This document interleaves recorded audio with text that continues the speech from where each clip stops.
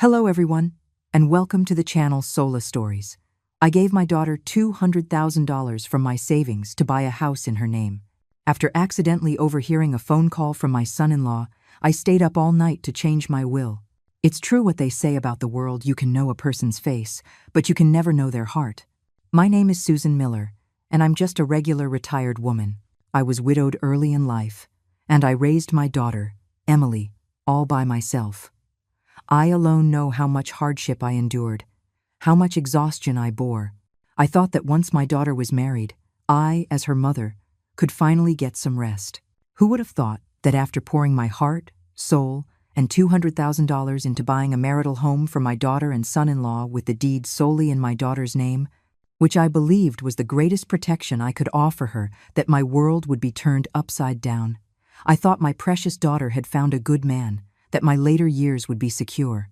I never, ever expected what was to come. By chance, in that bright and clean new house, I personally heard the man I had always treated like my own son, my son-in-law Kevin, talking to one of his buddies on the phone. Those few sentences were like daggers of ice dipped in poison, stabbing viciously into my heart. The pain was sharp, excruciating, but it was overshadowed by a chill that seeped deep into my bones. In that moment, the blood in my veins turned to ice. I told myself, "Susan, you cannot fall apart. You have to hold on, for yourself and for your naive daughter." I would not forget this betrayal. This was a slight I had to correct myself. That very evening, I went to my lawyer's office and, working late into the night, I changed my will. Oh, the game had only just begun. My name is Susan Miller, and I am 58 years old. My husband passed away a long time ago, and I went through incredible hardship to raise our daughter, Emily, on my own. People say a daughter is a mother's comfort, and that's absolutely true. Emily was always considerate growing up, a good student who never caused me much worry. After graduating from a big state university in the Midwest, she found a decent job and started dating a young man, Kevin. The first time Kevin came to our home, he was as sweet as could be. It was always Mrs. Miller this and Mrs. Miller that, charming me completely. He was a tall kid, about 6 feet, handsome and energetic. He was so attentive to Emily, always asking if she was warm or had eaten, incredibly thoughtful. At the time, I thought to myself that this was a good young man. His family background was a bit modest, but he seemed honest and ambitious, and he genuinely cared for Emily. That was enough. I had suffered enough in my life. All I wanted was for my daughter to find a good partner and live a happy, peaceful life. They dated for 2 years and reached the age where they started talking about marriage. I knew Kevin's family's financial situation wasn't great. His parents were blue-collar workers who hadn't managed to save much after putting him through college. Buying a house for the wedding was certainly a challenge for them. His mother had spoken to me a few times, her words filled with difficulty.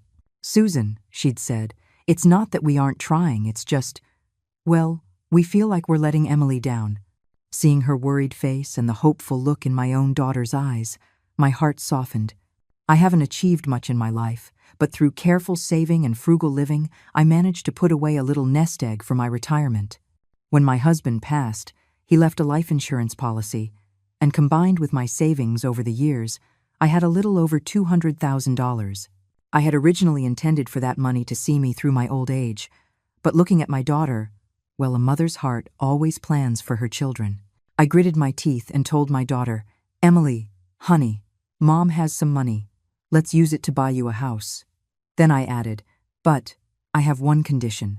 The deed must be in your name, and your name only." My daughter started to cry right then, hugging me and saying, "Mom, how can I? That's your retirement money." I patted her on the back. "Silly girl, seeing you happy is better than anything else. The money is just sitting in my account. Buying you a house with it gives me peace of mind. As for the name, you listen to me. This is my gift to you, your foundation. It has nothing to do with who you marry. It's a treasure I want to give you." When Kevin found out, his performance was one of overwhelming gratitude. He held my hand, his eyes red. "Mrs. Miller, you're like a real mother to me. I swear, for the rest of my life, I will treat Emily well and respect you. Don't you worry, I 100% agree that the house should be in Emily's name. It's a mother's love for her daughter. It's how it should be. His sincerity at that moment completely fooled me. I was even feeling pleased with myself, thinking this son-in-law was truly understanding, unlike so many others who argue over whose name goes on the deed. Seeing his earnest promises, the last of my reservations vanished. All right then, for my daughter's happiness, I would spend the money. Looking for a house, choosing one, making the payment, and handling the paperwork all went smoothly. I made sure to have a lawyer friend I trusted, David, look over everything to ensure that the property deed clearly and solely listed my daughter, Emily Miller. The day we got the deed, my daughter hugged me, laughing and crying. Kevin was right there beside her, repeating his thanks and even bowing to me. Looking at the two of them, my heart was full of warmth. I felt that the $200,000 was money well spent. I also put my heart and soul into the new house's renovation. Running to Home Depot, keeping an eye on the contractors, it was a little tiring, but I had something to look forward to. The thought of my daughter and son-in-law soon moving into their spacious, bright new home made my fatigue feel insignificant. As the renovation was nearing its end, the house needed to air out from the new paint. That weekend, I bought some fruit and planned to go to the new house to take a look and help wipe down the windows. Kevin said he had a meeting with some friends that afternoon and would come later. My daughter had to work overtime unexpectedly and couldn't make it, so I went to the new house alone with my key. It was a nice 3-bedroom place, about 1,300 square feet, with windows facing north and south. Sunlight streamed in, making it feel wonderfully bright. I was feeling happy, thinking we had chosen a great house. As I walked toward the study near the back porch, I suddenly heard Kevin's voice inside, on the phone. I wondered for a moment, didn't he say he was coming later? I didn't think much of it, assuming his business had finished early. Just as I was about to go in and say hello, I heard Kevin lower his voice, his tone laced with a smugness and calculation I had never heard before. Hey, it's done. The old hag actually coughed up the money. My feet froze in place. The old hag? Was he talking about me? My heart sank, and a terrible premonition washed over me. I held my breath and leaned closer to the crack in the door, just in time to hear Kevin continue. $200,000, man. Paid in full. The deed is in that silly girl Emily's name, but what does that matter? Once we're married, it becomes marital property. She's all mine, so how is the house going to run away? I'll just find some excuse later to get her to add my name, or better yet, sweet-talk her into selling it to buy a bigger place with both our names. Then it's all legit. What? You mean her mom? He said after a pause. That old thing actually expects me to take care of her in her old age? In her dreams? Once I get the house, and the money is secured, if Emily behaves, I'll keep her around. If she doesn't, if she gets in my way. His voice dropped lower, but I heard him clearly. He said, then I'll just kick her to the curb. The house and money will be mine anyway. I can find someone younger and prettier. Better than being stuck with her, right? Don't worry, buddy. When have I ever messed things up? The old hag and Emily are both wrapped around my little finger. Now, all I have to do is sit back and enjoy the ride. Ha ha ha ha. That laugh, so harsh and arrogant, was like a dull knife sawing back and forth across my heart. My hands and feet turned to ice. My entire body trembling not from anger, but from a bone-deep cold that spread from the top of my head to the soles of my feet. So, this was how it always was. The sweet words, the earnest promises, the tearful gratitude, it was all fake, all an act for my benefit. He wasn't after Emily at all. He was after my money, my house. He had even planned it all out. Once he got what he wanted, he would toss my daughter aside. That animal. I had poured my heart out, treated him like my own son, and all the while he was scheming against me, against my daughter. The room started to spin, and I nearly lost my footing. I leaned against the cold wall, gasping for air. Tears streamed down my face uncontrollably, but I quickly wiped them away. Crying? What good would that do? It wasn't worth shedding tears for such a heartless beast. Susan, you can't fall apart. You can't let him see. Since he wants to act, then I'll play along with him. I quietly stepped back, my feet as silent as a cat's, moving away from the study door. I took a few deep breaths to calm myself, forcing a neutral expression onto my face. Then, as if nothing had happened, I walked into the living room and deliberately made some noise. "Kevin, you're here? I just came by to check on things." The study door opened, and Kevin walked out, that same sunny, brilliant smile on his face. "Mrs. Miller, what are you doing here? I thought you weren't coming this afternoon." He walked over, eagerly taking the bag of fruit from my hands. "Oh, look at you. You shouldn't have brought anything." Seeing his phony smile made my stomach churn, but I held it in.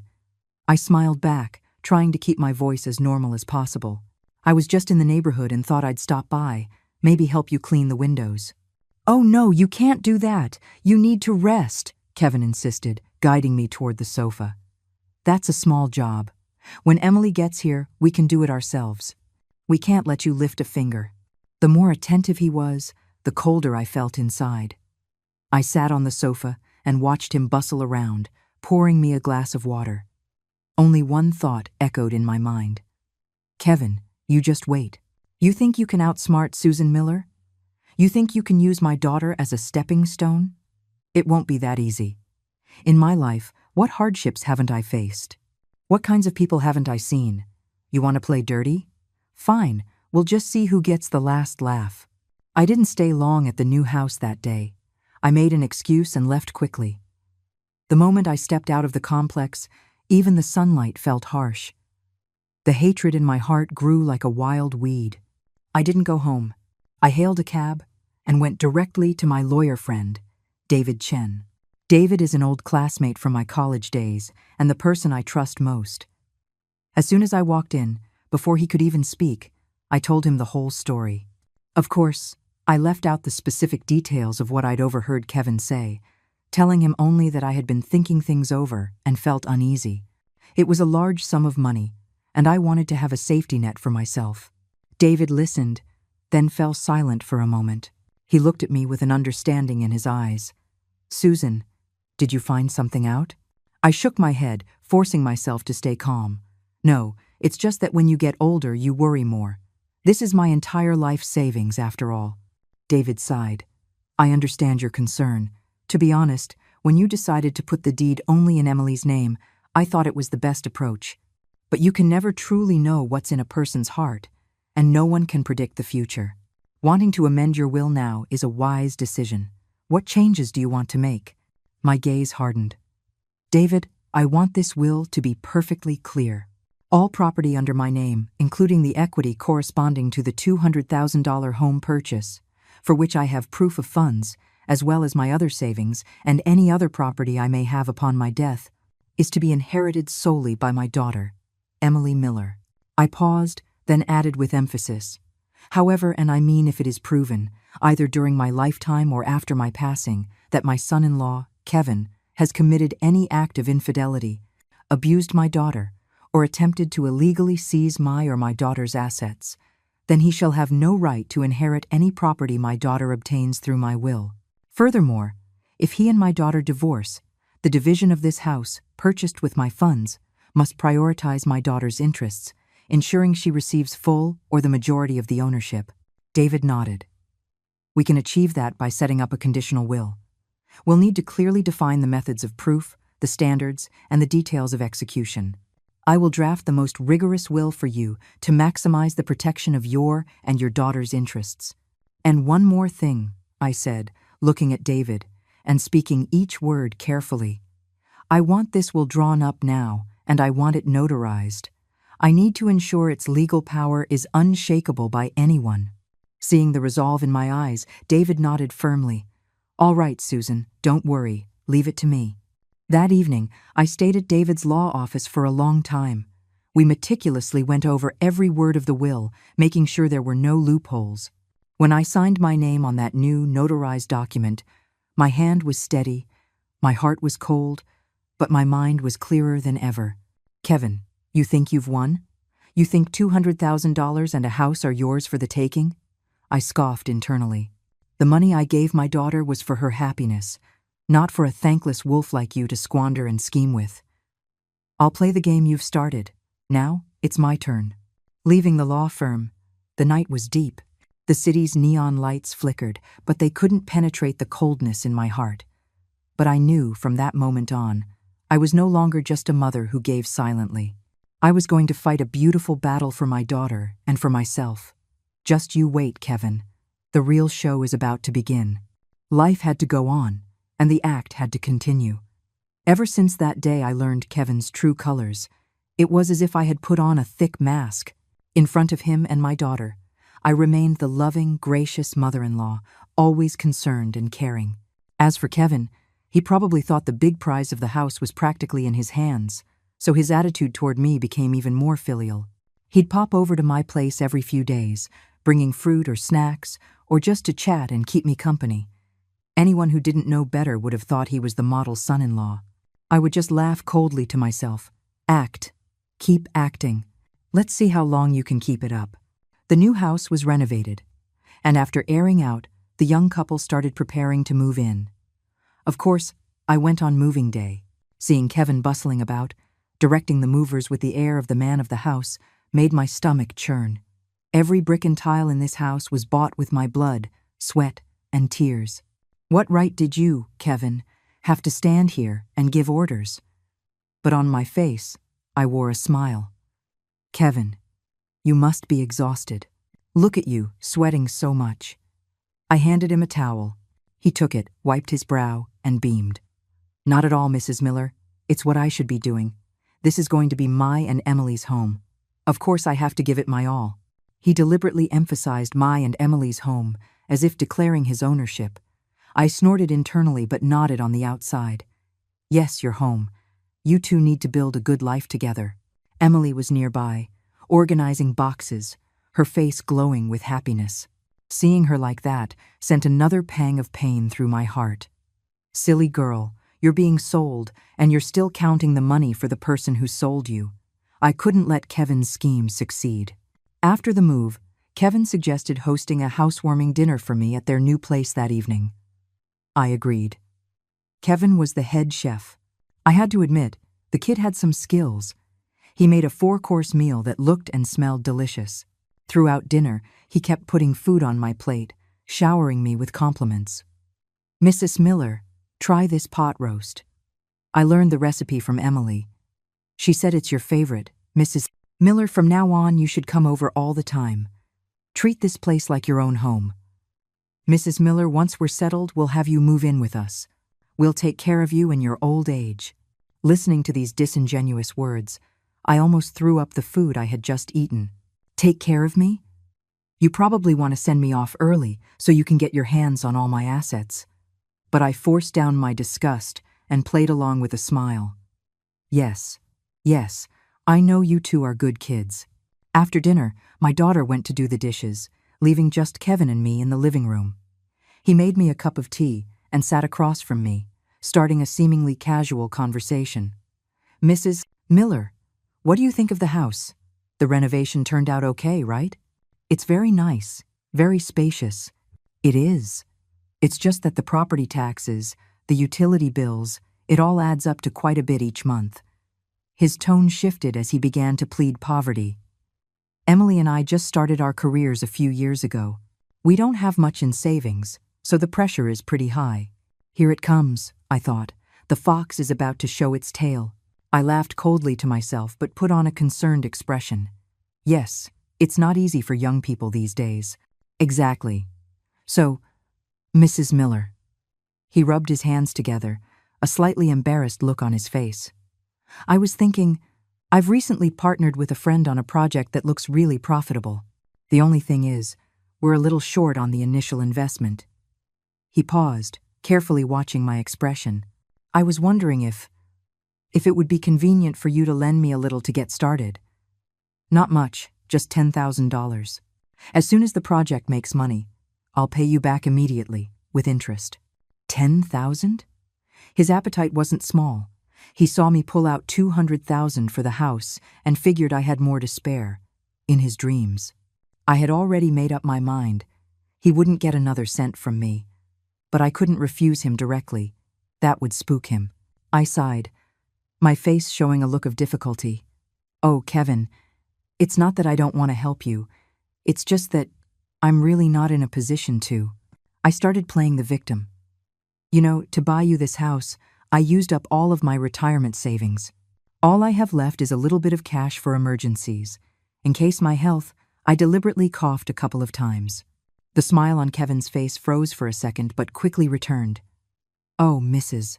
Miller, what was I thinking? I was so focused on myself, I forgot about your situation. It's fine. It's fine. I'll figure something else out for the money. Please don't worry about it. Your health is the most important thing. He sounded nice, but I clearly saw a flicker of annoyance and calculation in his eyes. I knew he hadn't given up. He'd hit a wall this time, but he would find another way. Sure enough, a few days later, he came back. This time, he didn't ask to borrow money. He tried a different tactic. Mrs. Miller, you know, even though the deed is in Emily's name, this is our family's home now. I was thinking, maybe we should add my name to it. That way, if we ever need to do something, like apply for a loan, it would be more convenient. What do you think? He made it sound so reasonable, as if he were thinking solely for the family's benefit. If I were still the naive Susan from before, I might have been swayed by his words. But now, my mind was as clear as a mirror. Add your name? For convenience? You mean convenient for you to divide the assets when you divorce her, right? I smiled, my tone gentle but firm. Kevin, we agreed on this when we bought the house. Putting Emily's name on the deed was my way of giving her security. And it was also a sign of my trust in you, my belief that you would treat her well. As for the convenience you mentioned, we don't need a loan for anything right now, do we? If we ever do, Emily can handle it just the same.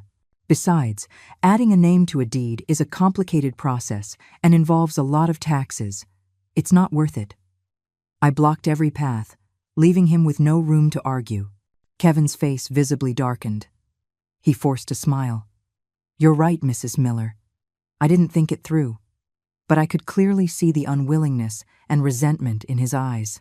I knew my refusal had made him unhappy with me. But that was exactly what I wanted.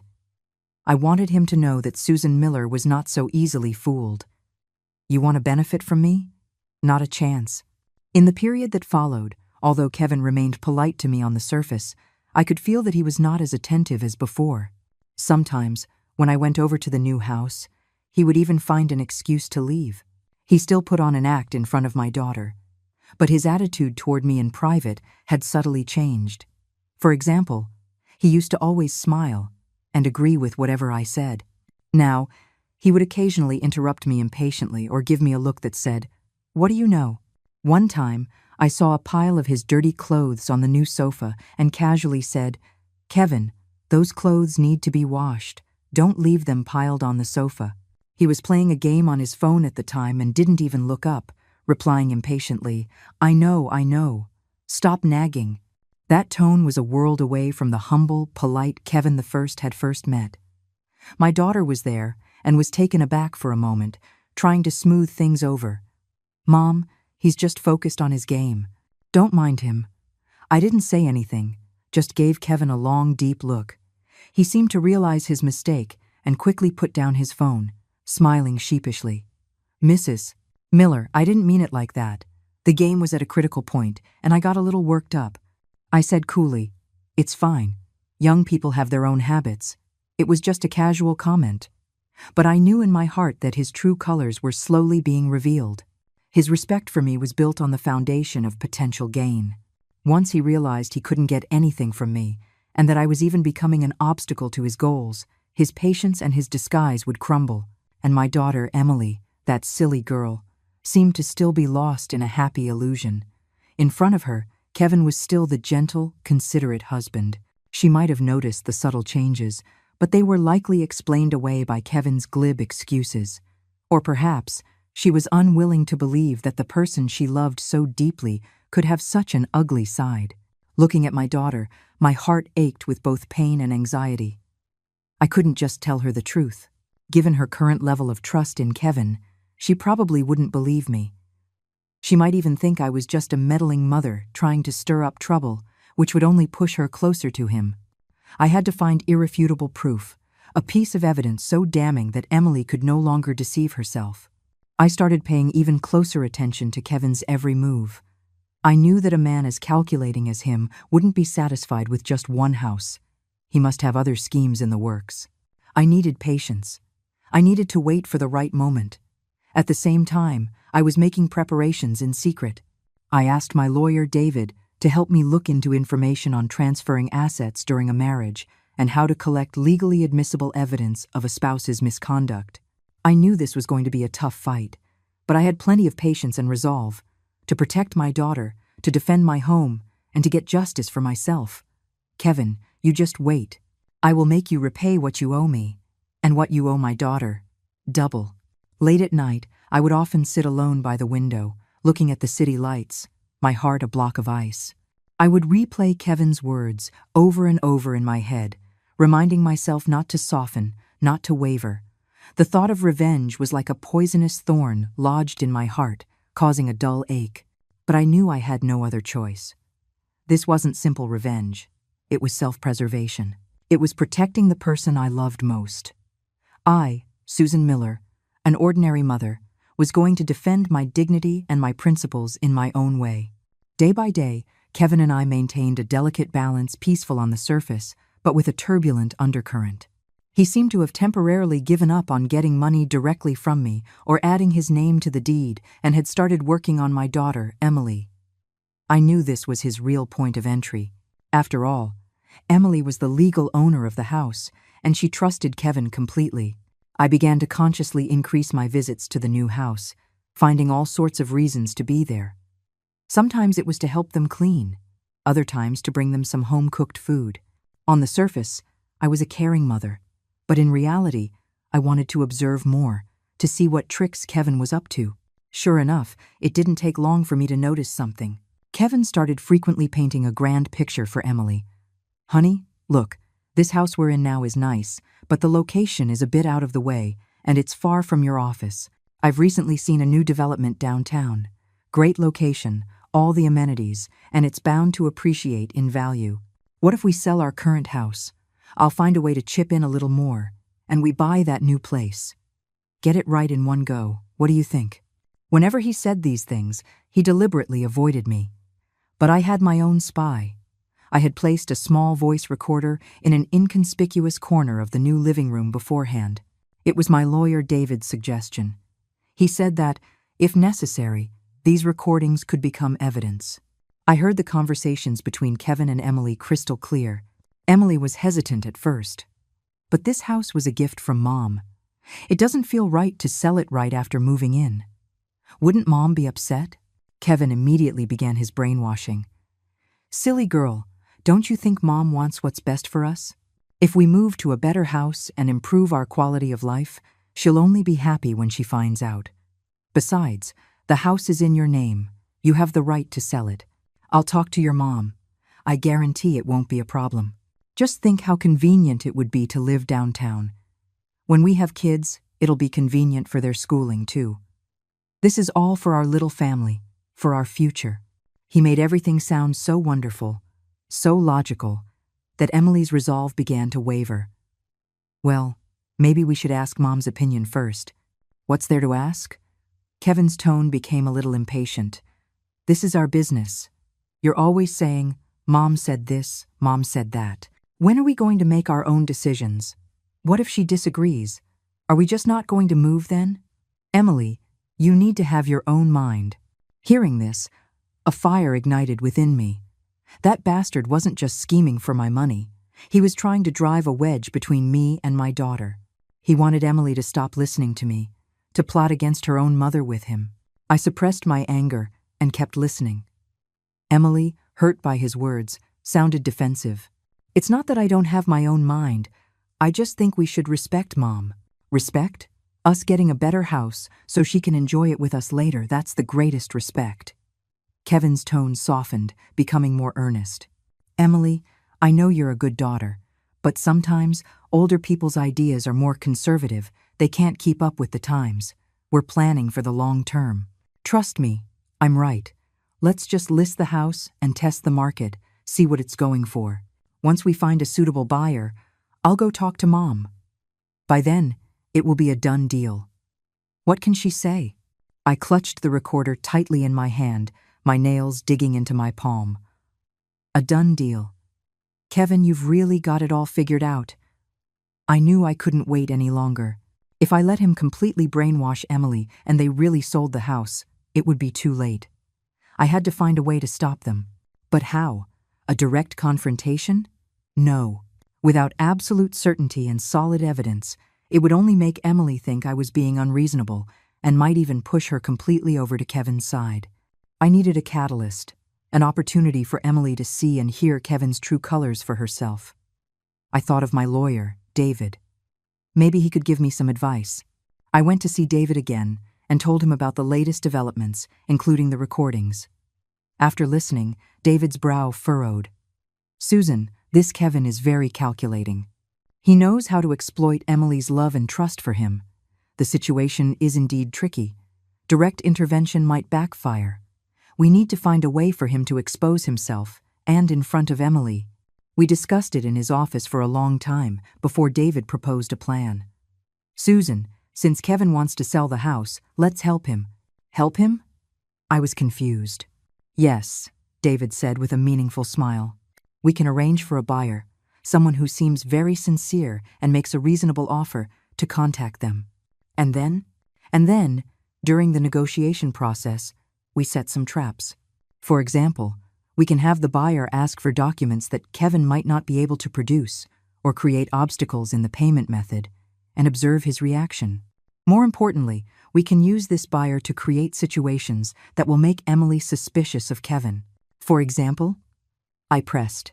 For example, we have the buyer meet with Kevin privately and make some special requests or leak some information to see if Kevin will do something out of line or say something he shouldn't in order to close the deal.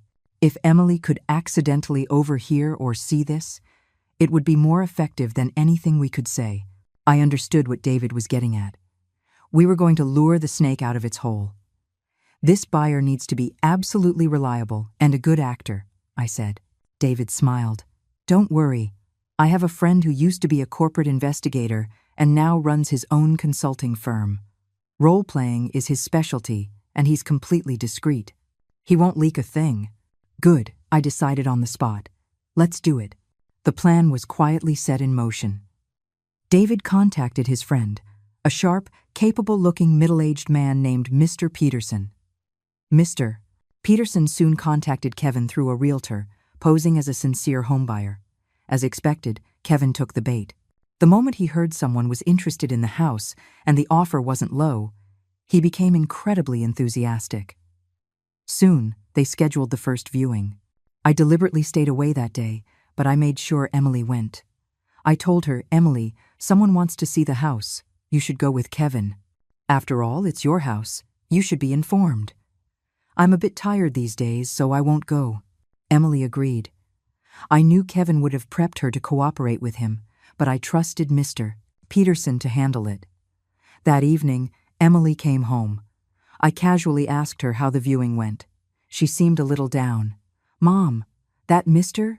Peterson seems wealthy, and he was polite, but something about him felt a bit strange.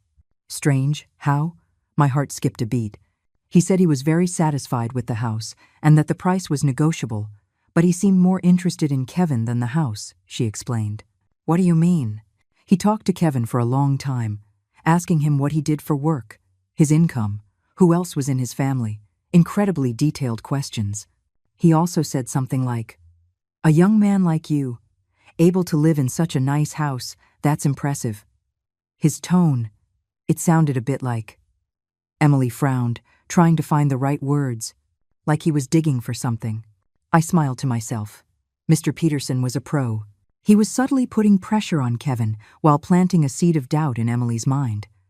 Maybe that's just how business people are, I said, trying to sound reassuring. Don't overthink it. As long as he's satisfied with the house, that's what matters. Emily nodded, but her brow was still furrowed. I knew this was just the first step. The real show was about to begin. Mr. Peterson and Kevin met a few more times. Each time, he would casually drop bits of information or make requests that put Kevin in a difficult position. For example, He mentioned that he was buying the house as an investment and might need to take out a mortgage later, which would require the homeowner's cooperation in providing some extra documents. Kevin, of course, readily agreed, promising it would be no problem. But when it came to what documents were needed, Mr. Peterson was vague, keeping him on edge. Another time, Mr. Peterson would casually mention that he knew a senior executive at a certain bank who could help fast-track the loan, but it would require some greasing of the wheels, hinting that if the deal went through, perhaps Kevin could show his appreciation. A money-hungry person like Kevin would never pass up such an opportunity. He would surely try to meet Mr. Peterson's demands in private, possibly even resorting to improper means. And that was the leverage I needed. Sure enough, it wasn't long before Kevin started getting antsy. He began to subtly ask Emily for money. "Honey, about that Mr. Peterson, we might need to grease some palms." Emily was wary. "Grease what palms? Why do we need to do that to sell a house?" You don't understand," Kevin said impatiently. "It's just how business is done. It's an unspoken rule. Besides, Mr. Peterson is just trying to help us get the loan approved faster. But we're the ones selling the house. Why should we be the ones paying?" "Why are you so stubborn?" Kevin was getting agitated. "We'll just advance the money. Once the house is sold, we can deduct it from the sale price. We might even get a better price out of it." In his greed, he was starting to speak recklessly. These conversations were all clearly captured by the recorder hidden in the corner. I secretly backed up and saved all the recordings. I knew they would be the heavy artillery I would use against Kevin in the final showdown. Besides the recordings, I also had David do a quiet check on Kevin's financial situation. The results were shocking. It turned out Kevin was deep in debt. The business venture with a friend he had told me about was a complete fabrication. He had been gambling and had lost a significant amount of money. No wonder he was in such a hurry to liquidate the house. He needed the cash to cover his debts. That bastard. He not only lied to me and my daughter, but he had also racked up a huge debt. If he had really sold the house and gotten his hands on the money, how much would have been left? My daughter would have been stuck paying off his debts for the rest of her life. The thought sent a chill down my spine. Thank God I had discovered his true nature in time. Thank God I had a backup plan. Now, the evidence was piling up. Kevin's greed, selfishness, and lies were all being exposed, little by little, under my control. The day I would close the net was getting closer. I could almost picture Kevin's face panicked, ugly, and utterly exposed when the whole truth came out. Just you wait, Kevin. The beautiful dream you've so carefully woven is about to be torn to shreds by my own hands. With the crucial information that Kevin was in gambling debt, I felt even more confident.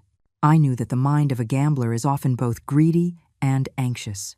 His desperation to get the money from the house sale to fill that hole would make him more likely to slip up under Mr. Peterson's increasing pressure.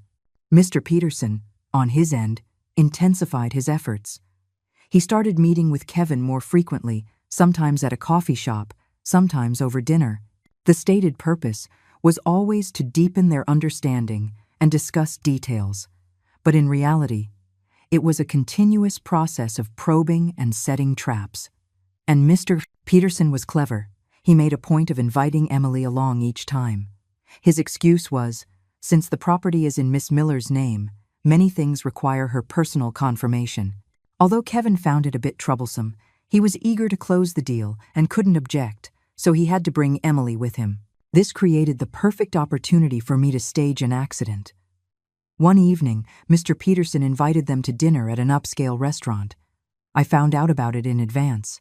I timed it perfectly and arranged to have a reunion dinner with a few old friends at the same restaurant. Of course, this was all part of my elaborate plan. I sat at a table not far from them, shielded by a partition, where I could clearly hear their conversation without being easily seen. During the meal, Mr. Peterson was charming and witty, frequently raising his glass. After a few drinks, Kevin loosened up and became more talkative, a bit full of himself.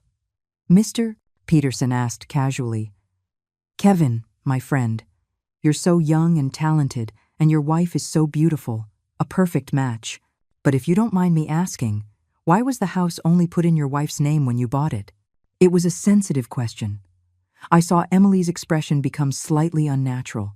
Kevin was also taken aback for a moment but quickly laughed it off. Ah, we're all family. It doesn't matter whose name is on it. Besides, my mother-in-law dotes on her daughter and insisted on it, so I just went along with her. You know how older people can be. A bit traditional. Haha. His dismissive tone made it sound as if he was being so magnanimous and accommodating. Mr. Peterson smiled knowingly. It's a good thing for a mother-in-law to dote on her daughter. But Kevin, my friend, in a marriage, it's important to have control of the finances. Otherwise, you always feel like you're on shaky ground, don't you think? Those words struck a chord with Kevin. He immediately acted as if he had found a kindred spirit, nodding vigorously. Mr. Peterson, you've hit the nail on the head. To be honest with you, He was about to say more when Emily kicked him under the table. Emily forced a smile and said to Mr. Peterson, Mr. Peterson, my husband and I have a great relationship. It doesn't matter who manages the money. Interrupted, Kevin's face flashed with annoyance, but he couldn't show it in front of Mr. Peterson. He just chuckled awkwardly. Yes, Emily is right. Mr. Peterson looked from Kevin to Emily, a faint, unreadable smile playing on his lips, and didn't pursue the topic. But I knew that this exchange had planted another seed of doubt in Emily's mind. She couldn't have missed Kevin's inappropriate reaction and his agreement with Mr. Peterson's words. After the dinner, I didn't leave right away. I saw Kevin and Emily waiting for a car at the restaurant entrance. Kevin, still upset about being interrupted, had a sullen look on his face and wasn't speaking. Emily tried to talk to him, but he gave her the cold shoulder. After a moment, Kevin seemed to remember something and pulled Emily aside, whispering to her. They were too far for me to hear, but I saw Emily's face grow darker and darker. Finally, she yanked her hand away from his, hailed a cab, and left without looking back. Kevin stood there, his face livid, and seemed to shout a few curses in the direction of the departing taxi. I sneered to myself. A falling out among thieves.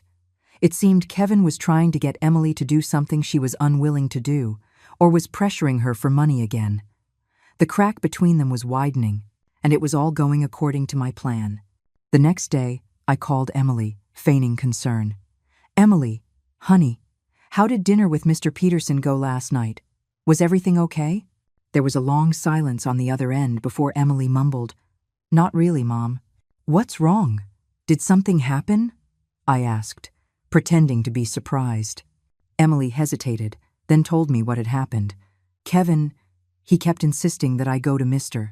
Peterson and say that we could give him a kickback under the table if he increased the sale price a little. Then we could split the extra money and not tell you. What? I deliberately raised my voice, feigning shock and anger. How could he do that? That's fraud. It's illegal. Emily, you must not agree to that. I didn't. Emily's voice was choked with tears. We had a fight over it. Mom, I feel like Kevin has changed. He wasn't like this before. This was my chance. I immediately followed her lead. Emily, honey, it's not my place to say, but you are just too naive and trusting. I've told you before you can't judge a book by its cover. Just think about it. Why is he in such a rush to sell the house? And why is he trying to use such dishonest means to get more money? Do you think he's in some kind of trouble? I said the word trouble with great significance. There was another long silence from Emily. Then, in a voice filled with uncertainty and a hint of fear, she asked, Mom, do you know something? I knew the time was right, but I couldn't reveal all my cards at once. I sighed heavily. Emily, there are some things I didn't want to tell you because I was afraid of hurting you. But now, I don't think I can keep them from you any longer. Kevin, he might have some debts. What?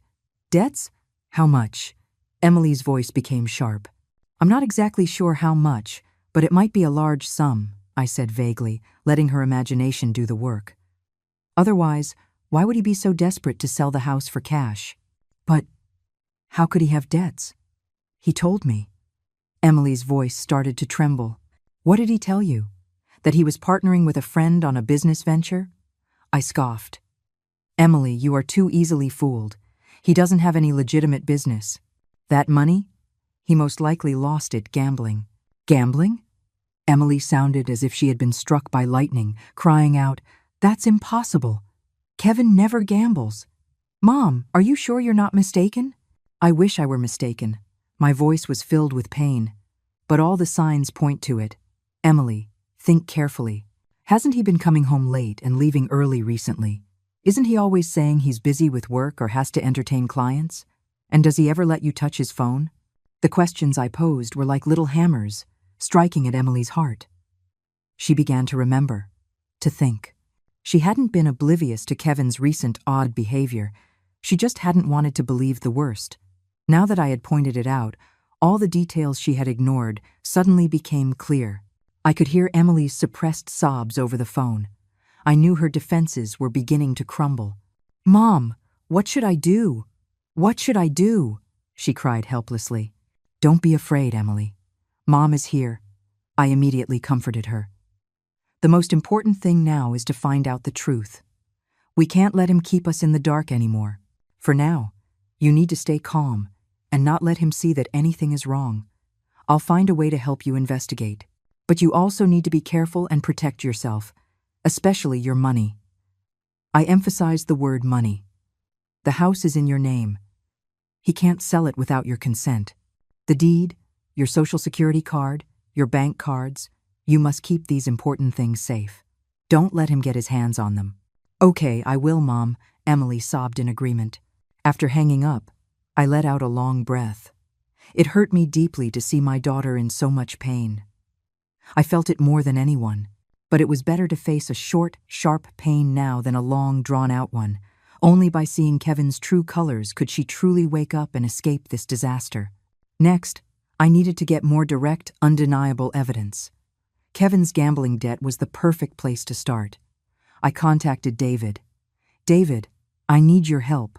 Find out exactly how much gambling debt Kevin has and who his creditors are.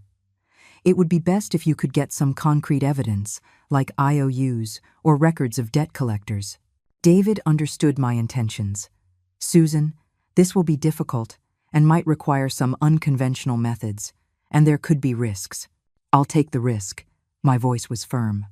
"As long as I can get the evidence and make Emily see him for who he really is, any price is worth it."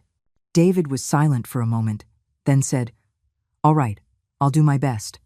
But you need to be prepared. The truth might be even uglier than you imagine." "I'm ready," I said. After hanging up, my heart was firmer than ever. "Kevin, your judgment day is coming." For the next few days, Emily was very down.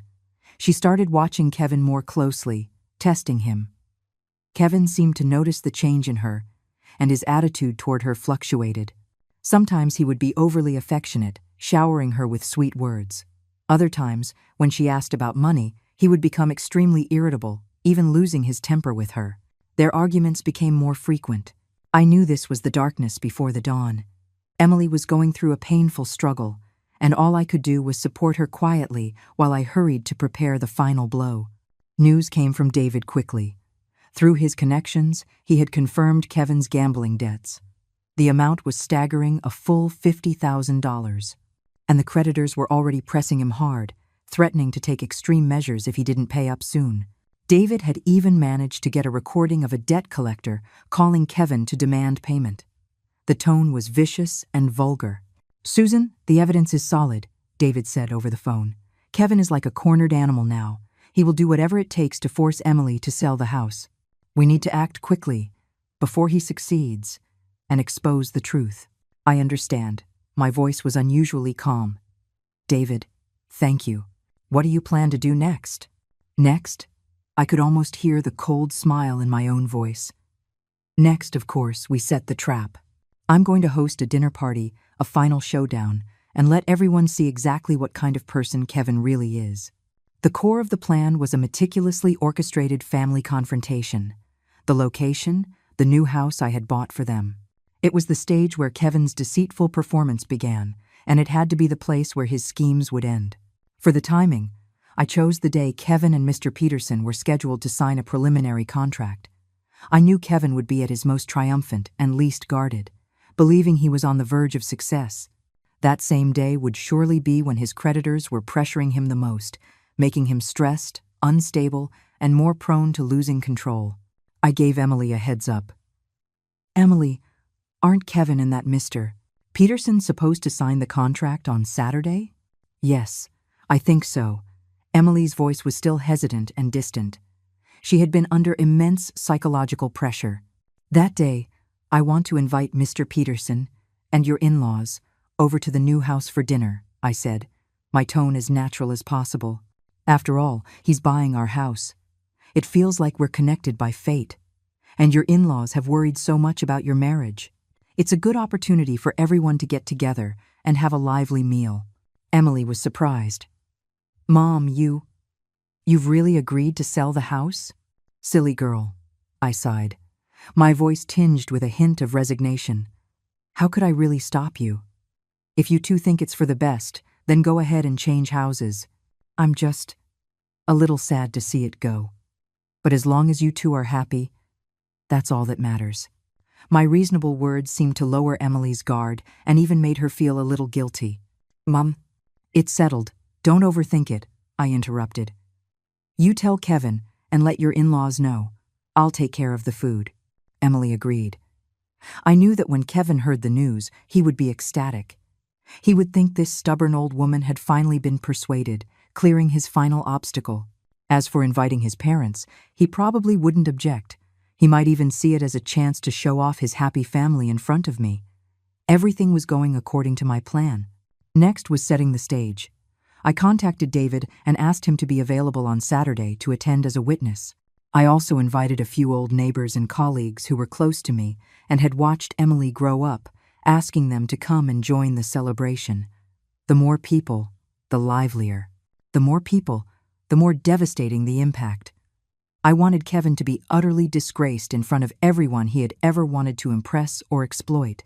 I also prepared a special gift, courtesy of David, a copy of Kevin's IOU from the illegal gambling den and a CD with the debt collector's recording. Of course, I also had the recordings of Kevin and Emily's conversations about how to bribe Mr. Peterson and split the proceeds from the house sale. I organized all the evidence in a plain folder. Everything was ready. All I needed was for the players to arrive. Saturday finally came. I was busy from early in the morning, buying groceries and preparing the ingredients. I even went to the salon for a simple hairstyle and changed into a nice outfit. I had to be at my best for this battle. In the afternoon, Emily and Kevin arrived first. Kevin was indeed glowing with success, his face beaming, and he was exceptionally attentive to me. Mrs. Miller, you've worked so hard. What delicious food are you making? Let me help. No, you two just sit and wait, I said with a smile, guiding him to the sofa. You're the man of the hour today. Just entertain our guests. Emily still seemed troubled but tried to play along. Soon after, Kevin's parents arrived. The elderly couple were clearly swept up in the beautiful future their son had painted for them.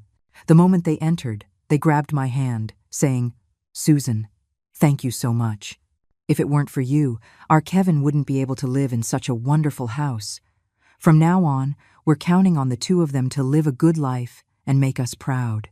Listening to their words, I felt a mix of emotions. Poor souls, they probably had no idea what their pride and joy son had been up to. A little while later, Mr. Peterson arrived. He still had the air of a successful businessman, carrying a high-end gift. Mrs. Miller, sorry for the intrusion. Not at all, Mr. Peterson. Please, come in. I welcomed him warmly. Kevin immediately went up to greet him, chatting as if they were old friends. Finally, David and my other guests arrived.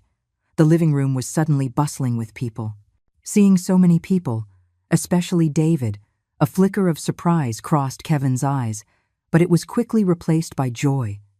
He probably thought I had invited all these people to witness his impending success. How naive. Once everyone was there, I invited them to take their seats. The table was laden with a sumptuous feast. The atmosphere gradually warmed up with toasts and conversation. Kevin was undoubtedly the center of attention. He was in high spirits, frequently raising his glass and making speeches. Thank you to all the aunts, uncles, and elders for coming to our little family dinner today. I especially want to thank my mother-in-law. If it weren't for her incredible support, Emily and I wouldn't be here today. And thank you to Mr. Peterson for his discerning eye in choosing our house. From now on, we are all friends." He spoke with great passion, as if he were some great figure. Kevin's parents beamed with pride. Emily kept her head down, eating silently, barely speaking. I watched it all, sneering inwardly. The time was right. I put down my chopsticks and cleared my throat. All eyes turned to me. I smiled, raised my glass, and said, "I've invited everyone here today, first, for a happy get-together, and second, to take this opportunity to announce something." Kevin immediately chimed in. Yes, Mrs. Miller is about to announce some good news. Emily and I are planning to move to a bigger house, and this one will be transferred to Mr. Peterson. It's perfect that Mr. Chen is here today to witness it. We'll sign the intention to sell contract this afternoon." He eagerly blurted it out, as if afraid I would change my mind. Mr. Peterson also smiled and added, "Yes, Kevin and I hit it off right away. I am very satisfied with this house, and we've already agreed on the price." I looked at Kevin's smug face, and the smile on my own lips slowly turned cold. "Is that so? Kevin, have you really settled everything?" My voice was not loud, but it carried a piercing quality. The smile on Kevin's face froze. "Mrs. Miller, what do you mean by that?" Everyone sensed the shift in the atmosphere, and the living room fell silent. I slowly stood up, my sharp gaze sweeping over everyone present before finally landing on Kevin's increasingly flustered face. "My meaning is, this house, I'm afraid, cannot be sold." Kevin shot up from his seat, his face instantly turning deathly pale, his voice trembling. "Mrs. Miller, you promised. How can you go back on your word?" His parents also became anxious. "Susan, what's going on? Didn't we all agree?" Mr. Peterson frowned, looking at me as if waiting for an explanation. Emily looked up, her eyes filled with shock and confusion, but also a faint hint of relief. Only David remained calm, as if he had anticipated this all along. I looked at Kevin coldly, enunciating each word. "When did I ever promise you? I only said I was inviting everyone for a nice meal." As for selling the house, I paused, a mocking smile on my lips. "Kevin, don't you think you should first explain to everyone why you are in such a hurry to sell this house that I paid for in full for my daughter? Shouldn't you explain what that so-called business venture with your friend really is? Or perhaps you should explain," my gaze turned even colder, "how you plan to repay the more than $50,000 in gambling debts you've racked up?" That last sentence was like a bolt of lightning striking the room. Kevin was stunned, his face ashen, his lips trembling, unable to utter a single word. His parents were aghast, their faces etched with disbelief. Gambling debts? $50,000? Kevin? Is this true?" His mother shrieked, her voice shaking. Emily also stared at Kevin, her eyes filled with despair and pain. The other guests looked on with shock and contempt. The room was dead silent, save for Kevin's heavy breathing. I watched him coldly, feeling no pity. "Kevin, is your act over? Because now it's my turn." "No, that's not it.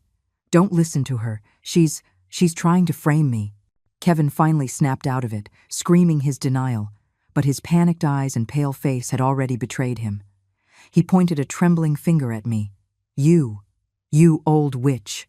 You just can't stand to see us happy. You don't want me and Emily to have a good life." Slap. A crisp sound echoed through the room. The one who hit him wasn't me. It was Emily. She was trembling all over, tears streaming down her face, her eyes filled with disappointment and fury as she looked at Kevin.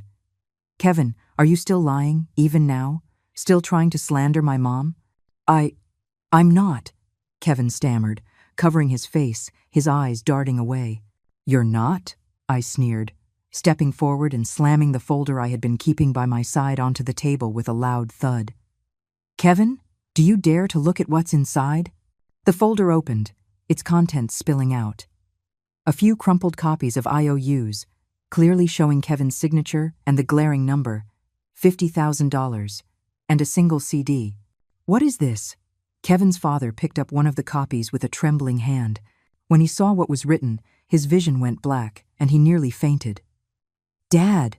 Kevin cried, rushing to support him. You worthless son. You really went gambling? And you lost this much money?" His father raged, shaking so hard he could barely point at Kevin's nose. Kevin's mother collapsed into her chair, wailing, "Oh my God, what are we going to do? How did our family produce such a disgrace?" "A disgrace?" I interjected coldly. "He's more than a disgrace. He's a thorough liar. A thankless wolf." I picked up the CD and looked at David. "Mr. Chen, would you mind playing this for everyone?" David nodded, took out a portable player he had brought, and put the disc in. Soon a vulgar and threatening conversation filled the living room. "Kevin, are you going to pay up or not? I'm giving you 3 more days. If you can't come up with the 50 grand, I'm going to break one of your legs." A man's vicious voice roared, Boss, please, just a few more days." I'm about to get the money. I'm selling a house. I'll have the cash very, very soon." Kevin's terrified and fawning voice replied, "Selling a house? Where the hell did you get a house?" My mother-in-law bought one for my wife. It's in her name, but it's okay. She listens to me. It'll be sold soon, and I'll bring the money straight to you." You better not try any funny business. Remember, 3 days." The recording ended. The room was deathly silent. All eyes were on Kevin like daggers. His parents looked ashen-faced. The old neighbors and colleagues wore expressions of disgust and anger. Mr. Peterson just shook his head with a look of dawning realization, stood up, and said, "Mrs. Miller, it seems I won't be buying this house after all. I'll see myself out." With that, he left without a backward glance. Kevin completely fell apart, slumping to the floor like a pile of rags, his face devoid of color. He knew it was over. His lies, his schemes, his facade, all of it had been shattered by the irrefutable evidence. Emily stood there, tears streaming down her face, looking at the man on the floor. There was no love left in her eyes, only endless disappointment and hatred. "Kevin, how could you do this to me? How could you do this to my mom?" she choked out, barely able to form a complete sentence. I walked over to my daughter and gently put my arm around her shoulders. "Emily, do you see him clearly now?" Emily collapsed into my arms, sobbing uncontrollably. Her cries were filled with hurt, pain, and regret. I knew that in that moment she had finally, completely woken up. Kevin's parents finally reacted. His mother scrambled to her feet, rushed over to Kevin, and started hitting and screaming at him. "You animal, why don't you just die? How did our family raise a monster like you? We're so ashamed." His father, trembling, pointed at him. I have no son." Watching the drama unfold, I felt no sense of pleasure, only a cold calm. Kevin had brought all of this upon himself. I turned to the remaining guests and bowed deeply. "Everyone, I'm so sorry you had to witness this. This dinner was not a pleasant one. I will treat you all properly another day." "Susan, don't say that. We all understand," one of the old neighbors said angrily. "That Kevin, he's really a piece of work. To think we used to believe he was an honest kid." "Yes, you can never know a person's heart. Poor Emily, she really suffered. It's a good thing you found out in time, otherwise the consequences." Everyone chimed in, comforting me and condemning Kevin. David came over and patted my shoulder. "Susan, what are you going to do now?" I looked at Kevin, still crumpled on the floor, my eyes as cold as ice. "What am I going to do? Of course, I'm going to make him pay the price." I walked over to Kevin and looked down at him. "Kevin, you schemed, you deceived my daughter, you plotted to take my property, and you even planned to kick her to the curb once you got what you wanted. Now, do you have anything to say for yourself?" Kevin looked up, his eyes filled with fear and pleading. "Mrs. Miller, Mom, I was wrong. I was so wrong. I was confused for a moment. I beg you, please, give me one more chance, for Emily's sake." "Shut up," I snapped, cutting him off. "You have the nerve to mention Emily? After you've hurt her like this, you still have the nerve to beg for mercy? As for a chance," I sneered, "do you really think you deserve one?" I turned to David. "Mr. Chen, regarding Kevin's suspected fraud, his attempts to transfer marital assets, and his gambling debts. Please handle the next steps as you see fit." David nodded. "Rest assured, I will handle it according to the law. His actions go far beyond a moral issue." Hearing the words "according to the law," Kevin completely panicked. He scrambled to his feet, fell to his knees before me, and clung to my leg, crying and begging. "Mom, no. Don't call the police. I beg you. I don't want to go to jail. I really know I was wrong. I'll never do it again. I'll kowtow to you, I'll kowtow." He started banging his head on the floor. The sight of him, so pathetic and wretched, was a stark, ironic contrast to his earlier swagger. Kevin's parents also rushed over and knelt, crying and pleading with me. "Susan, please, we're begging you. Spare him this one time. He's still young. He can't go to jail. We'll kowtow to you too." The elderly couple's tears flowed freely. It was a scene that might have moved some people, but I knew I could not be soft. Mercy for a person like him was cruelty to myself and irresponsibility toward my daughter. I forcefully pulled my leg away from Kevin's grasp and took a step back, looking at them coldly. "So, now you know you were wrong? Now you're scared? Where was this regret before? When you were scheming against me and Emily, did you ever think this day would come? The gambling debts you racked up are your own mess. Why should my daughter, why should our family, have to bear the consequences for you?"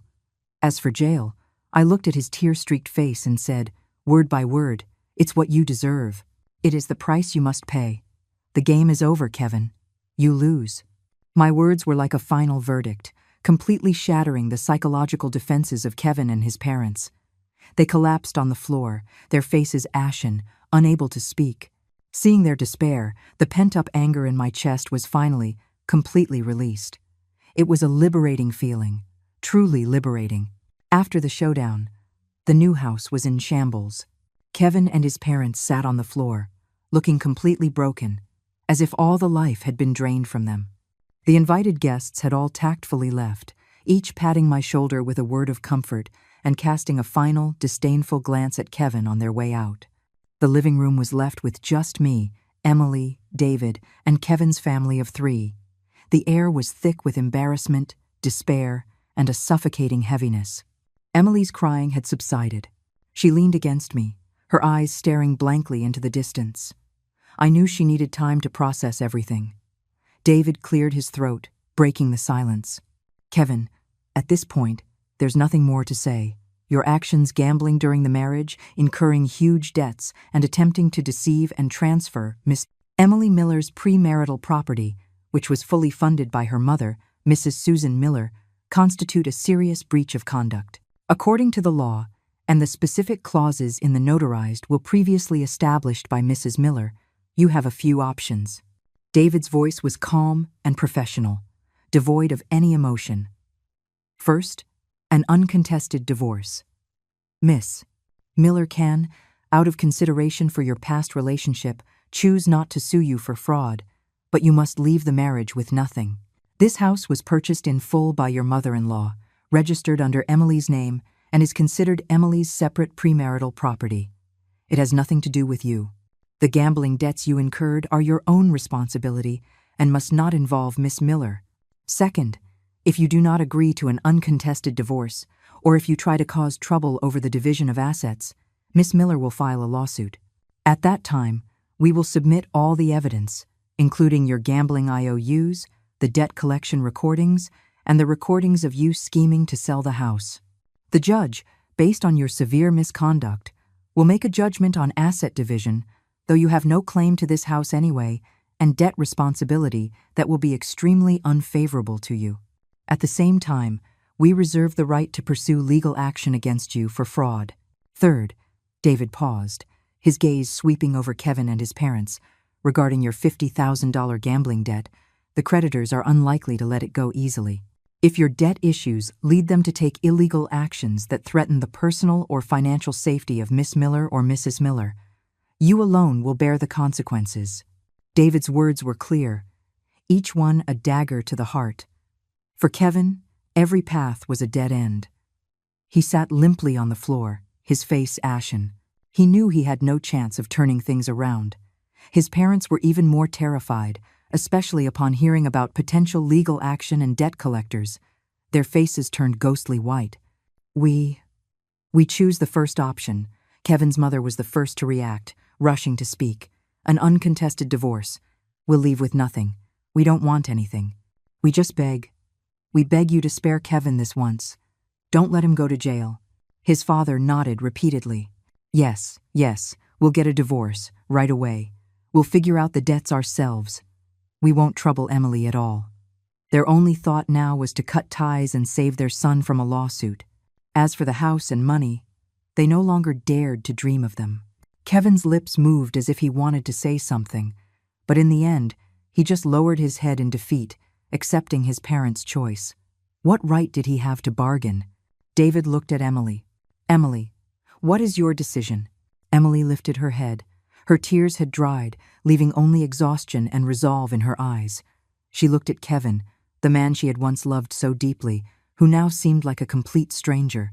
She took a deep breath, her voice quiet but firm. I agree to the divorce. We'll do as Mr. Chen said. There was no hesitation, no lingering affection. The greatest sorrow is a dead heart. Hearing Emily's decisive answer, Kevin's body jolted. He looked up at her in disbelief. Perhaps a part of him still held on to the fantasy that she would be merciful, that she would soften. But all he saw in her eyes was the extinguished flame of love and cold determination. In that moment, he truly realized that he had lost not just a house and money, but the woman who had once loved him with all her heart. Very well, David nodded. Since both parties agree, I will draft the divorce agreement as soon as possible. Kevin, after the agreement is signed, you are to move out of this house immediately. You have 3 days to remove all your personal belongings. Anything left after that period will be considered abandoned. Additionally, David added, regarding your gambling debts, while Miss Miller is not obligated to repay them, to avoid any future complications, I strongly advise you to communicate with your creditors and work out a repayment plan. If you require legal assistance, you may seek separate counsel. Kevin and his parents listened to David's pronouncements like condemned prisoners. And just like that, the matter seemed to be settled. I looked at the scene before me with little emotion. The thrill of revenge had peaked the moment the truth was revealed. Now, all that was left was the fatigue of cleaning up the mess. I walked over to Kevin's parents. Looking at these 2 poor, elderly people who had also been victimized by their son, I felt a flicker of pity. Uncle, Auntie, my tone softened slightly. I know you are victims in this too. You bear some responsibility for not disciplining him properly, but this is mostly his own doing. The divorce is settled. We will not be involved with his gambling debts. I wish you the best. Please do not disturb Emily's and my life again. After saying this, I didn't look at them again. I turned and helped Emily up. Emily, let's go home. Emily nodded, not even glancing at Kevin, and walked toward the door with me. David packed his things and followed. At the door, I paused and looked back at Kevin, who was still slumped on the floor. He looked up, his eyes a complex mix of emotions, as if he wanted to say something. I met his gaze coldly, giving him no chance to speak. Kevin, remember today's lesson. Don't be too greedy in life, and never mistake someone's kindness and trust for an opportunity to scheme. The world is ultimately fair. What goes around comes around. With that, I took Emily and David and walked out of the house that had once held so much hope for me, but was now tainted with filth and betrayal, without looking back. The door shut with a solid thud, sealing off everything inside and severing all ties my daughter and I had with that mistaken past. Stepping out of the building, the sun was shining brightly. Its warmth on my skin seemed to dispel some of the gloom in my heart. Emily leaned on my shoulder. Though still silent, her tense body seemed to relax a little. David looked at us and smiled. Susan, Emily, it's all over now. Things will get better from here. I nodded, looking into the distance. They will. Everything will be okay. Yes, everything would be okay. The price was painful, but at least we cut our losses in time. At least I protected my daughter and saved our family. As for Kevin and his family, I no longer cared what their fate would be. That was the path they had chosen. They would have to walk it to the end. And Emily and I would start a new life. A life without deception, without schemes, just a mother and daughter leaning on each other, but full of hope. The divorce papers were signed quickly under David's supervision. The process was smoother than I had imagined. Kevin was likely terrified or utterly hopeless. He signed without any objections, truly leaving with nothing. His parents didn't bother us again, only sending a message through a third party, hoping we would, for old time's sake, not press legal charges against Kevin. After discussing it, Emily and I decided not to pursue it for the time being. It wasn't out of pity, but because we felt that letting him struggle in society with a mountain of debt was perhaps a more realistic and lasting punishment than sending him to prison. Of course, we reserved the right to use legal means at any time, if he or his creditors ever dared to harass us. Kevin moved out of the new house quickly. I heard that his parents sold their own home to help pay off part of his debt, and the family was now renting a tiny apartment, living a very difficult life. And the debt collectors were relentless. The calls and harassment never stopped. Because of his debt and ruined reputation, Kevin lost his job and could only find odd jobs to barely make ends meet. The once dashing and promising young man had become a dejected, down-and-out wreck, shunned by everyone. That was the price he paid for his greed and deceit. Meanwhile, Emily's and my life gradually returned to normal. We decided not to live in the new house for now. It held too many bad memories. We cleaned it up and rented it out. The monthly rent wasn't much, but it was a steady income. Emily moved back into my old house with me. After this ordeal, she seemed like a different person. She was no longer the naive, dependent girl she once was. She became quieter, but also more mature and resilient. She threw herself into her work, striving to improve herself. I knew her heart was still wounded and needed time to heal. All I could do was be there for her, support her, and give her warmth and strength. Our life together as mother and daughter was peaceful and stable. On weekends, we would go shopping, see a movie, or take a walk in the park. In the evenings, we would cook together and chat about our work and our lives. Though the warmth of romantic love was gone, the bond between mother and daughter grew even stronger. As for the $200,000, a portion of it was now the house, which continued to exist as a rental property. The rest of the money, combined with my other savings, pension, and the rental income, was more than enough for us to live comfortably. I was open with Emily about my finances and amended my will again. This time, the terms were simple. All my assets would be inherited entirely by my daughter, Emily Miller, upon my death. No conditions, no defenses, because I knew that after everything she had been through, my daughter had truly grown up. She knew how to protect herself and how to cherish her life. I no longer needed to use rules and clauses to protect her. I trusted her.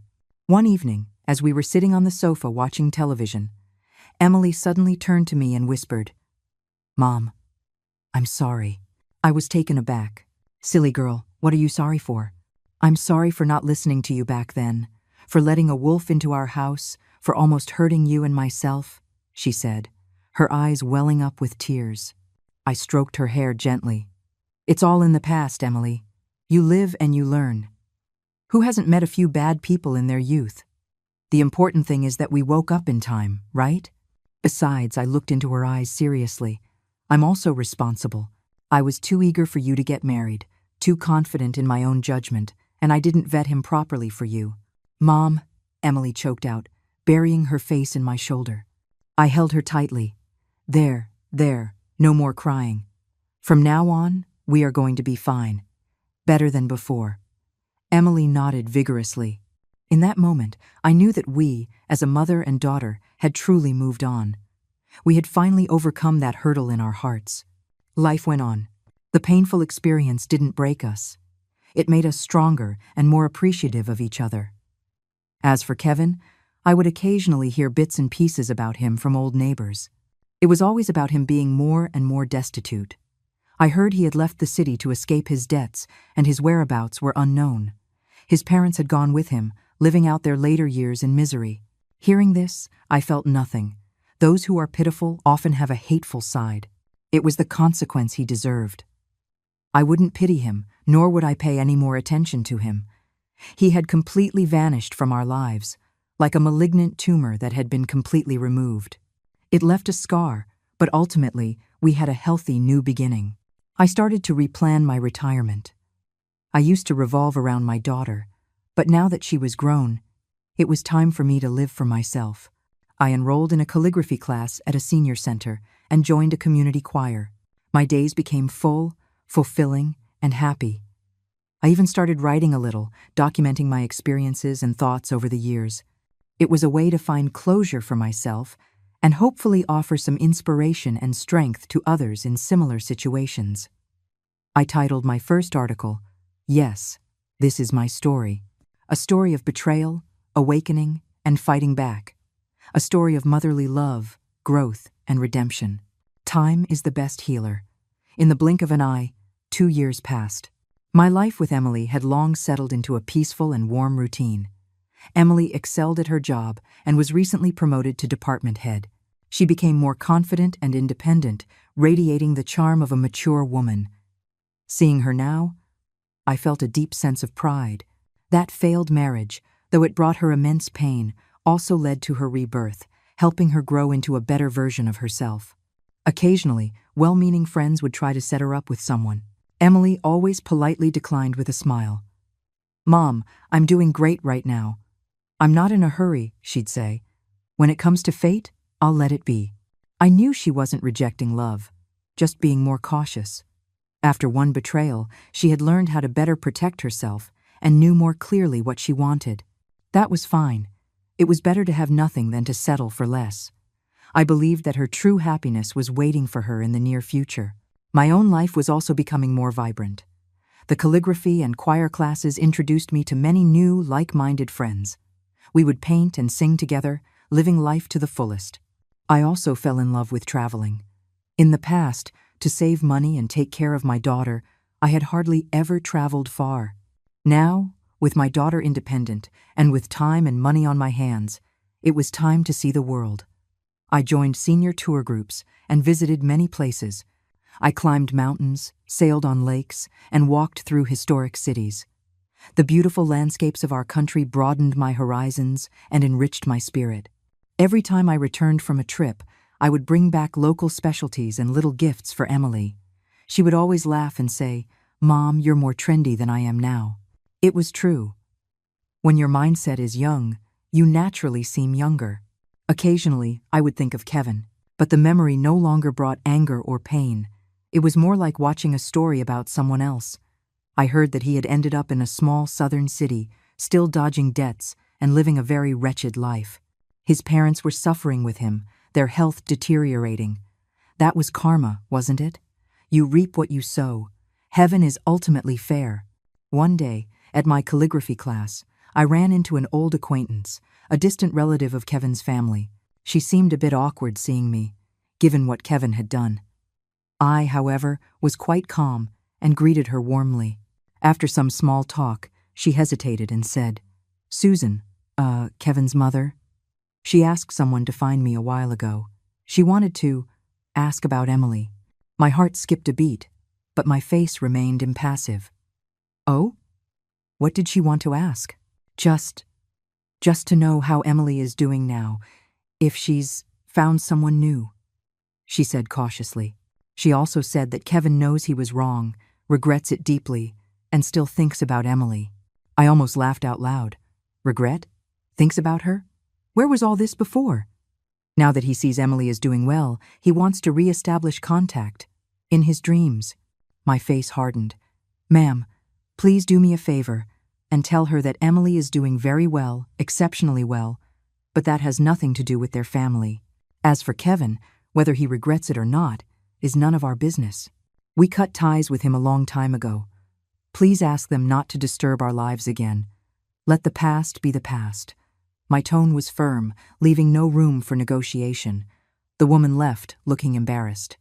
I knew she would relay my message exactly as I had said it, and that was for the best. I didn't want our lives to be troubled by those people and those events again. We needed to look forward. The lease on the new house we had rented out was about to expire. Emily and I discussed it and decided not to renew. "Mom, why don't we just sell this house?" Emily suggested. Keeping it always feels a bit uncomfortable. With the money from the sale, you can save it for your retirement, or we could buy another house that you like. I thought for a moment and shook my head. We're not selling. Why not? Emily was puzzled. I smiled. Emily, this house was originally my safety net for you. Although we hit some bumps along the way, my original intention hasn't changed. Right now, it might represent a bad memory for you, but I hope that one day it can become the foundation for your new beginning. You can live in it yourself or use it as your home when you get married. Or, if you really don't like it, you can sell it then. I'll support you, but for now, we don't need the money, so there's no hurry to get rid of it. Let it stay there, to remind us and to be a witness, to remind us of our past foolishness and pain, and to witness our current strength and new life. Emily looked at me, her eyes filled with emotion. She nodded. Okay, Mom, I'll listen to you. We decided to renovate the house again, to completely erase all traces of Kevin. We replaced the furniture and changed the style, letting it say a final goodbye to the past. During the renovation, I often went to supervise. Watching the workers tear down the old wallpaper and pry up the old floors, I felt an indescribable sense of relief, as if the gloom that had settled in my heart was being cleared away, bit by bit. The new walls were painted a warm cream color. The new floors were a bright wood-grain tile. Sunlight streamed through the newly cleaned windows, filling every room. This was no longer a cage of conspiracy and betrayal. It was becoming a home, a true home for me and my daughter, full of sunshine and hope. Looking at the newly renovated house, I was filled with emotion. Life is like a house. It's inevitable that it will suffer damage and dirt. But as long as we have the courage to face it, to clean it, and to repair it, we can always welcome a new beginning. Kevin, thank you. Thank you for teaching my daughter and me such a vivid lesson with your greed and betrayal. You made us understand the treachery of the human heart and the importance of cutting our losses. You also made us appreciate the value of family and the importance of being strong.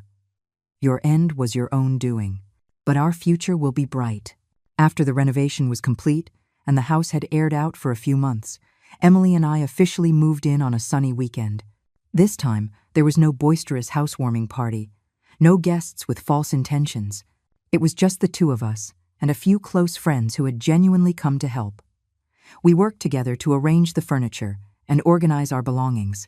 Looking at this home, decorated completely to our liking, cozy, comfortable, and full of life, Emily and I looked at each other and smiled, our eyes filled with hope for the future.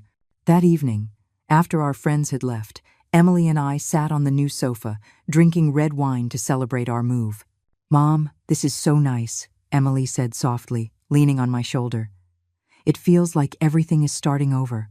Yes, I took a sip of wine, enjoying the pleasant buzz. Let's turn the page on the past for good. From now on, we only look forward. Life had indeed turned a new page. After moving into the new house, Emily's mood brightened considerably. She started picking up her old hobbies again, doing yoga on weekends or painting at a studio. The smiles on her face became more frequent, and her eyes grew brighter. Seeing her regain her youthful vitality made me happy from the bottom of my heart. And I, too, was enjoying my retirement even more. Besides calligraphy, choir, and traveling, I started learning how to use a smartphone, getting on social media, and even watching short videos.